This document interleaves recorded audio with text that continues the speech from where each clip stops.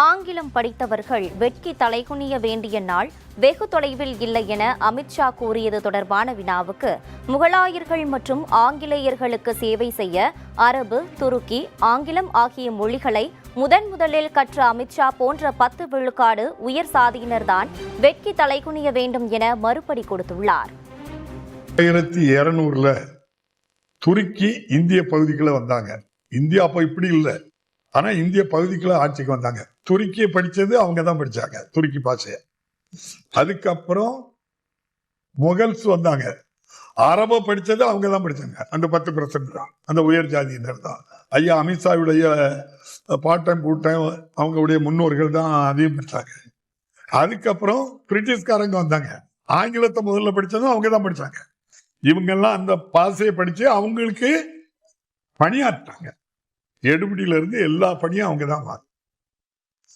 அதனால அந்நிய பாஷையை படிச்சது முதல்ல யாருதான்?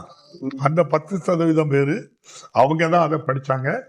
இன்னும் வரைக்கும் அவங்க தான் அந்த 10% பேரும் ஆங்கிலம் முழுமையா பேசிட்டு இருக்கதோ அவங்க தான் பேசிட்டு இருக்காங்க.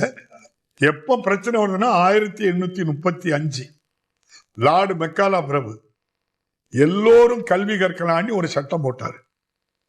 10% உயர் ஜாதியினர் மட்டும் படிச்சுக்கிட்டு இருந்தத, இன்னும் சரியா சொன்னா 10% இந்துக்கள் படிச்சுக்கிட்டு இருந்தத மீதி 90% இந்துக்களும் படிக்கலான்னு சட்டம் போட்டது யார் போட்டா? லார்டு மெக்காலா பிரபு, பிரிட்டிஷ் ஆட்சி. நீங்க அதனால்தான் லார்டு மெக்காலா பிரபு இந்திய கலாச்சாரத்தை அழித்தவர் லார்டு மெக்காலா பிரபு அப்படின்னு சொல்லி இந்த ஒன்றிய ஆட்சியில இருக்கக்கூடிய எல்லா அமைச்சர்களும் பேசுவாங்க. வெட்கி தலைகுனிய வேண்டியது அதை முதல்ல படிச்சவங்க.